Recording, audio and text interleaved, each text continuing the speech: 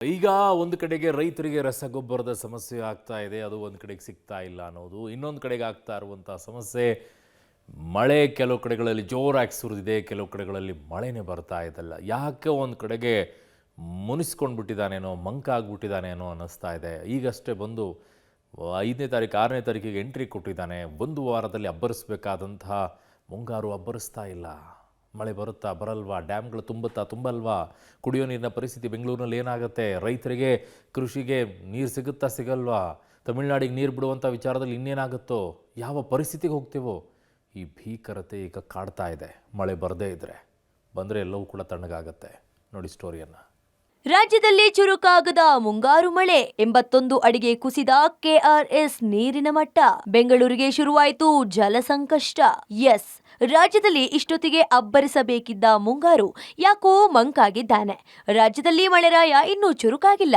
ಇನ್ನು ಕಾವೇರಿ ಜಲಾನಯನ ಪ್ರದೇಶದಲ್ಲಿ ಮುಂಗಾರು ಚುರುಕುಗೊಳ್ಳದ ಹಿನ್ನೆಲೆ ಹಳೆ ಮೈಸೂರು ಭಾಗದ ಜೀವನಾಡಿ ಕೆಆರ್ಎಸ್ ಜಲಾಶಯದ ನೀರಿನ ಮಟ್ಟ 81 ಅಡಿಗೆ ಕುಸಿದಿದೆ.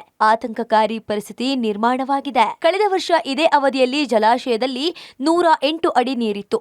ಆದರೆ ಈ ಬಾರಿ ಮಳೆಯ ಅಭಾವದಿಂದಾಗಿ ಡ್ಯಾಂ ಸಂಪೂರ್ಣ ಖಾಲಿಯಾಗುವ ಹಂತಕ್ಕೆ ತಲುಪಿದೆ. ಈ ಹಿಂದೆ 2019ರಲ್ಲಿ ಜಲಾಶಯದ ಮಟ್ಟ 80 ಅಡಿಗೆ ಕುಸಿದಿತ್ತು. ಸದ್ಯ ಕೆಆರ್ಎಸ್ ಡ್ಯಾಂನಲ್ಲಿ ಕೇವಲ 11.399 ಟಿಎಂಸಿ ನೀರು ಮಾತ್ರ ಸಂಗ್ರಹವಿದೆ.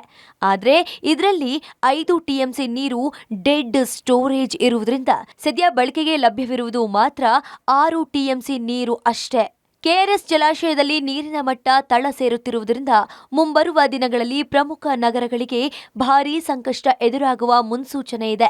ರಾಜಧಾನಿ ಬೆಂಗಳೂರಿಗೆ ಕುಡಿಯುವ ನೀರು ಪೂರೈಸುವ ಪ್ರಮುಖ ಮೂಲವೇ ಕೆಆರ್ಎಸ್ ಆಗಿರುವುದರಿಂದ ಹೀಗೆ ಮುಂದುವರೆದರೆ ಬೆಂಗಳೂರಿಗರಿಗೆ ಕುಡಿಯುವ ನೀರಿನ ಭೀಕರ ಸಂಕಷ್ಟ ಎದುರಾಗೋದಂತೂ ಖಚಿತ. ಅಂದಹಾಗೆ ಜೂನ್ ತಿಂಗಳಿನಲ್ಲಿ ಕರ್ನಾಟಕ ಸರ್ಕಾರವು ತಮಿಳುನಾಡಿಗೆ 9.19 ಟಿಎಂಸಿ ಕೋಟಾದ ನೀರನ್ನು ಹರಿಸಬೇಕಾಗಿದೆ. ಆದರೆ ಕೆಆರ್ಎಸ್ ಜಲಾಶಯದಲ್ಲೇ ಸದ್ಯ ಬಳಕೆಗೆ ಇರುವುದು ಕೇವಲ 6 ಟಿಎಂಸಿ ನೀರು. ಇದರಿಂದಾಗಿ ತಮಿಳುನಾಡಿನ ಜಲ ಸಮಸ್ಯೆ ತಲೆದೂರುವ ಆತಂಕ ಎದುರಾಗಿದ್ದು, ಉಭಯ ರಾಜ್ಯಗಳ ನಡುವೆ ಮತ್ತೆ ಕಾವೇರಿ ವಿವಾದದ ಕಿಡಿ ಹತ್ತಿಕೊಳ್ಳುವ ಸಾಧ್ಯತೆ ದಟ್ಟವಾಗಿದೆ.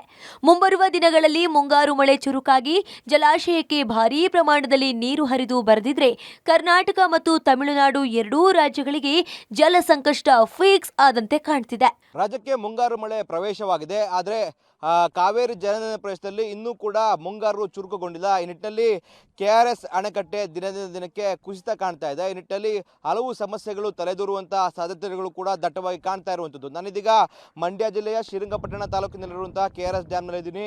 ದೃಶ್ಯದಲ್ಲಿ ಗಮನಿಸ್ತಾ ಇದ್ದೀವಿ, ಕಳೆದ ವರ್ಷ ಅಂದರೆ 108 ಅಡಿಯಷ್ಟು ಈ ಒಂದು ಡ್ಯಾಮ್ನಲ್ಲಿ ನೀರಿತ್ತು. ಆದರೆ ಈ ಬಾರಿ 81 ಅಡಿಯಷ್ಟೇ ನೀರಿದೆ. ಯಾಕಂದರೆ ಮುಂಗಾರು ಮಳೆ ಈಗಾಗಲೇ ರಾಜ್ಯಕ್ಕೆ ಪ್ರವೇಶ ನೀಡಿದೆ. ಆದರೂ ಕೂಡ ಕಾವೇರಿ ಜಲಾನಯನ ಪ್ರದೇಶದಲ್ಲಿ ಉತ್ತಮವಾಗಿ ಮುಂಗಾರು ಮಳೆ ಇಲ್ಲಿವರೆಗೂ ಬಿದ್ದಿಲ್ಲ. ಆ ನಿಟ್ಟಿನಲ್ಲಿ ಕೆಆರ್ಎಸ್ ಅಣೆಕಟ್ಟೆಗೆ ಕೇವಲ 581 ಟಿಎಂಸಿ ಅಷ್ಟೇ ನೀರು ಹರಿದು ಬರ್ತಾ ಇದೆ. ಆ ನೀರು ಪ್ರತಿನಿತ್ಯ ಕುಡಿಯುವ ನೀರಿಗಾಗಿ ಮಾತ್ರ ಖರ್ಚಾಗ್ತಾ ಇರುವಂಥದ್ದು.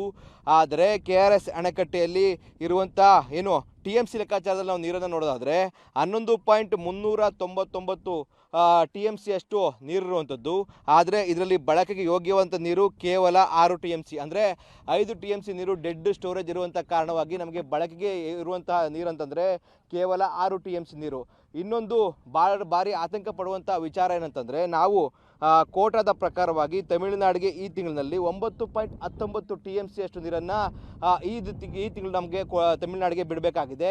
ಆದರೆ ನಮ್ಮ ಬಳಿ ಇರುವಂಥದ್ದು ಕೆಆರ್ಎಸ್ ಡ್ಯಾಮ್ನಲ್ಲಿ ಕೇವಲ 6 ಟಿಎಂಸಿ ನೀರಷ್ಟೇ ಮಾತ್ರ. ಅಂದರೆ ಮುಂದಿನ 2 ತಿಂಗಳಿಗೆ ನೀರಿಗೆ ಕುಡಿಯುವ ನೀರಿಗೆ ಬಳಕೆಗೆ ಇರುವಂಥ ನೀರಷ್ಟೇ ಮಾತ್ರ ಇರುವಂಥದ್ದು. ಕೃಷಿಯೂ ಕೂಡ ಇಲ್ಲಿ ಸದ್ಯಕ್ಕೆ ನೀರಿಲ್ಲ. ಹಾಸನ ಜಿಲ್ಲೆಯಲ್ಲಿಯೂ ಮಳೆ ಕೊರತೆ, ಬರಿದಾಗುತ್ತಿದೆ ಹೇಮಾವತಿ ಜಲಾಶಯ ಒಡಲು. ಇನ್ನು ಹಾಸನ ಜಿಲ್ಲೆಯಲ್ಲಿ ಮಳೆ ಕೊರತೆ ಎದುರಾಗಿದೆ. ಜಿಲ್ಲೆಯ ಜೀವನದಿ ಗೊರೂರಿನಲ್ಲಿರುವ ಹೇಮಾವತಿ ಜಲಾಶಯದ ಒಡಲು ಬರಿದಾಗುತ್ತಿದೆ. 37.103 ಟಿಎಂಸಿ ನೀರು ಸಂಗ್ರಹ ಸಾಮರ್ಥ್ಯದ ಹೇಮಾವತಿ ಡ್ಯಾಂ ಬಣಗುಡುತ್ತಿದೆ. ಸದ್ಯ ಜಲಾಶಯದಲ್ಲಿ 14.557 ಟಿಎಂಸಿ ನೀರು ಇದೆ. ಇದರಲ್ಲಿ 10.185 ಟಿಎಂಸಿ ನೀರು ಬಳಕೆಗೆ ಮಾತ್ರ ಲಭ್ಯವಿದೆ. ಹೇಮಾವತಿ ನದಿ ಭರ್ತಿಯಾಗದಿದ್ರೆ ಅಕ್ಕಪಕ್ಕದ ಜಿಲ್ಲೆಗಳ ರೈತರಿಗೂ ಸಂಕಷ್ಟ ಕಟ್ಟಿಟ್ಟ ಬುತ್ತಿ.